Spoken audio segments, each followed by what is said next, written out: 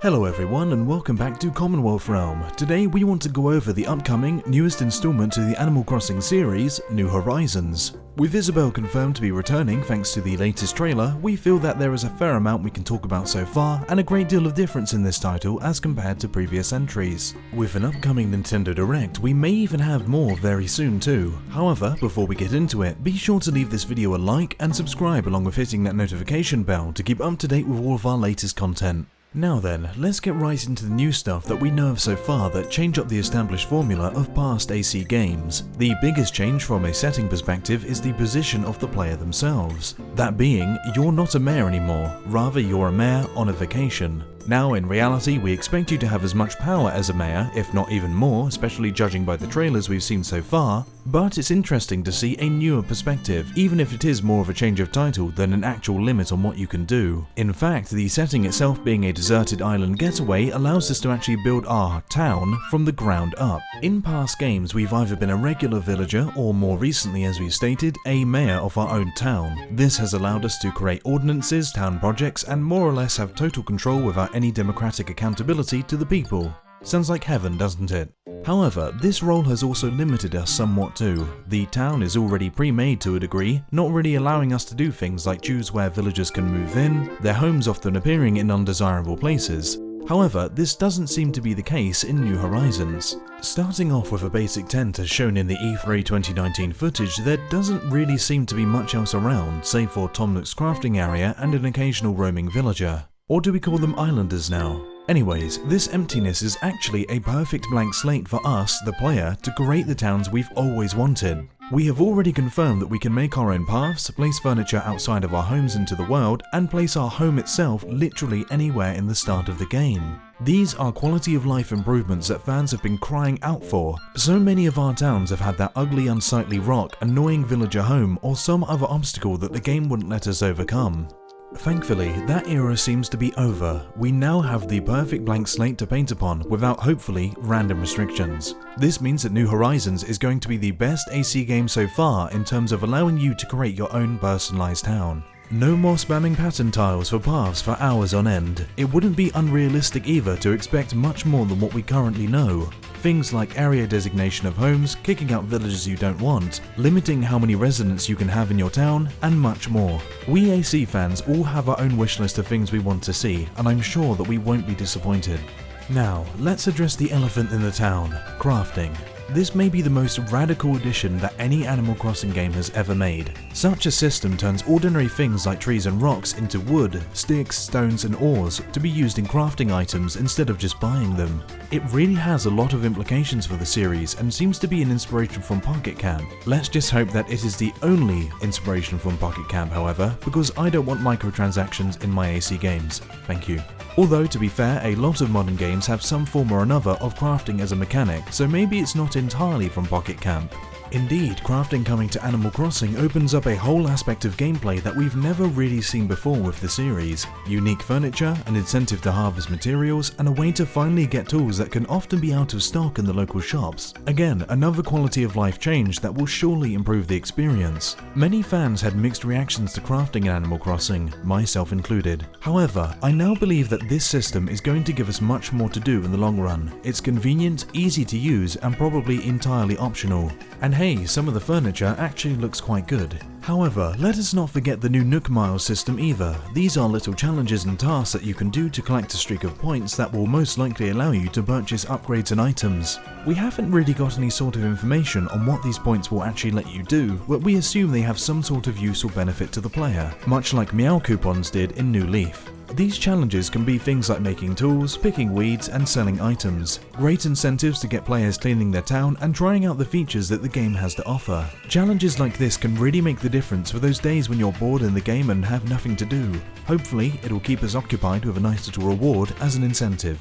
In terms of player customization, we've now got more choice than ever before. You can change almost everything about your character, from skin tone, noses, mouths, eyes, and a variety of new hairstyles and colours too. This is so much better than previous titles where you had to keep reloading the intro sequence to get the character appearance you wanted. This was annoying, and it's nice that we've now got the choice instead of a random roll of the dice. We also expect that this should apply to the town too, in terms of how you want it to look, along with the fruit you'd like to be native to the island. Honestly, this should have been implemented a long time ago, but hey, late is better than never, I guess.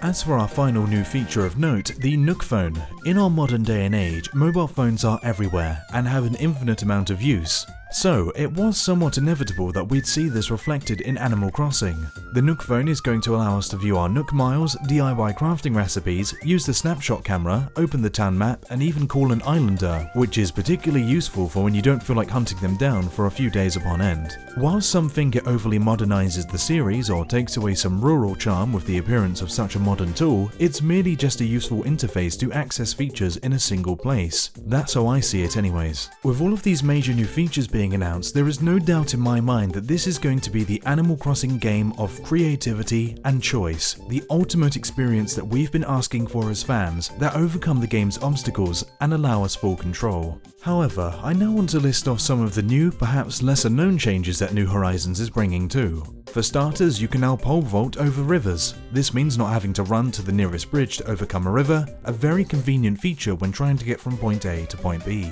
Additionally, the actual geographical layout of the town has changed as well. With cliff tiers making a return, your town can now have 2 tiers of height, featuring those sloping ramps from previous titles that added a bit of extra personality to the area. Fishing has also had a slight change too. That being, you can now use bait to lure fish to areas where there are none. This is super useful if you're grinding fish for the museum or just for profit. This one is a more subtle change, but the weather system has had some work done on it too. You'll be able to experience dynamic wind blowing leaves on the trees and grass into specific directions, along with rain creating reflections of objects and buildings. This blends perfectly with the upgraded visuals, showcasing high quality shadows, shading, and lighting that perfectly captures the feeling of all 4 seasons. This game is how Animal Crossing always deserved to look, the graphical abilities of the Switch being used to perfect effect and really making this title stand out with a cartoony yet high fidelity appearance for its visuals. There are a lot of new features, both big and small, with New Horizons. The series is evolving super well, but making sure to retain the core principles of what makes Animal Crossing so loved.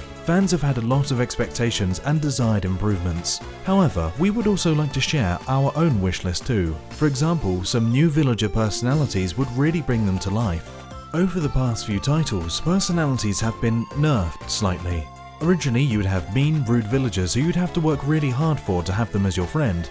Now they are all nice and pleasant, more or less. Let's bring back these personalities and add some new ones too. We also think it'd be nice if we had somewhere to travel to, much like the city in City Folk, for example. It really makes the world feel much more alive and expansive, not just limited to your town. Although, admittedly, being on a deserted island may require some creative thinking when it comes to traveling to such an area. Another thing, more fish and more bugs. This one kind of goes without saying, but we love collecting stuff for the museum.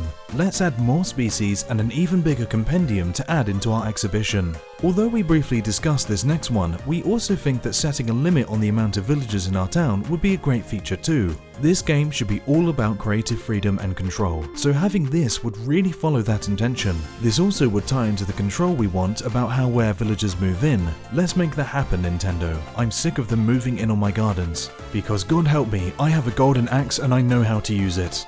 Finally, as we made clear in our video on the matter, we want cloud saves. Animal Crossing fans spend hundreds if not thousands of hours playing these games, and without a way to back up those saves, it just puts everyone on edge. You'll have to pray that your Switch doesn't break, get lost, or even stolen, or else it's all gone. This doesn't need to be the case in 2019 when it's an industry standard feature across every other console. I cannot believe that we've gone this far without having such a basic feature for this game. It's truly a stroke of luck, unless you're using Homebrew, in which case it's more or less guaranteed that you can back up your saves, so kind of rewarding players for cheating. Doesn't really make sense. I know the reasoning they've said that they don't want cloud saves for, and I simply don't care. Animal Crossing is not a competitive game, there are no MLG leagues for it, and I don't really understand their logic. Sorry. Anyways, I think this just about covers everything we can say about the game so far. We are so hyped for New Horizons and we are fully prepared to sacrifice our social lives for the Cult of Nook. If you enjoyed this video, be sure to leave us a like and hit that subscribe button, plus that notification bell to keep up to date with all of our upcoming content. Additionally, if you want to help us out that little bit more, be sure to check out our Patreon at patreon.com/commonrealm and join the many others in supporting our content. A big shout out to all of you who currently do. Anyways, we'll be sure to see you all next time on Commonwealth Realm.